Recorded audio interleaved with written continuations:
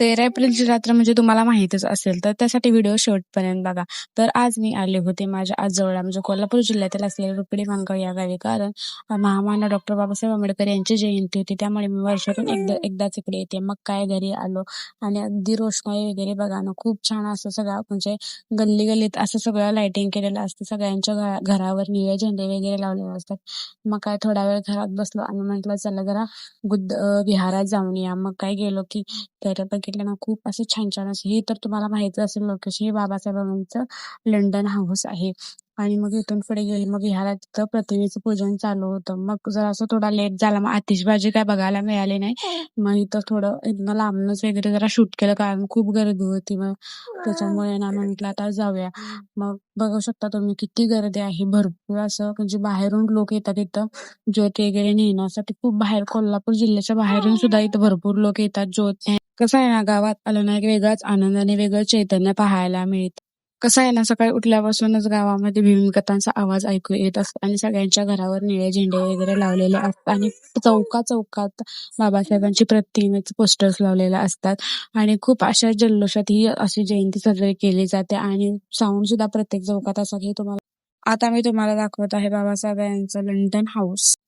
बाबासाहेब 1921-1922 दरम्यान ते London school of इकॉनॉमिक्समध्ये शिक्षणासाठी गेले होते. तेव्हा ते घरात पेइंग गेस्ट म्हणून काम करत होते.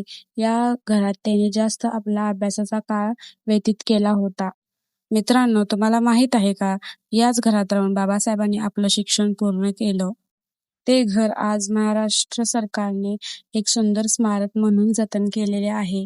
लंडनच्या त्या घरात आजही बाबासाहेबांच्या विचारांचा वारसा जिवंत आहे.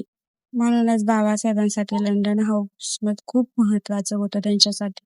मग काय तिथून गेलो घरी, जेवलो वगैरे आणि मग म्हटलं चला जरा साऊंड वगैरे बघून घेऊ. कारण प्रत्येक चौकात हा साऊंड लावलेला असतो. बघण्यासारखं खूप काय असतं. रात्रभर अशी गर्दी असते.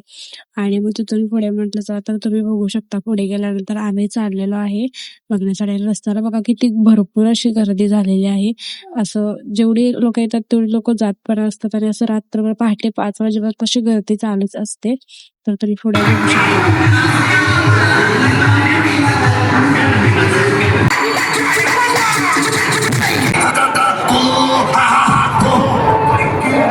प्लीज साऊंडवरून खाली उतरा.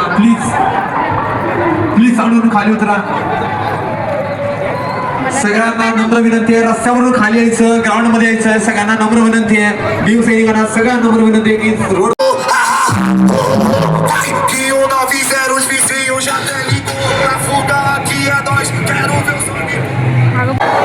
सगळ्यांनी बोलायचं जय भीम, जय भीम.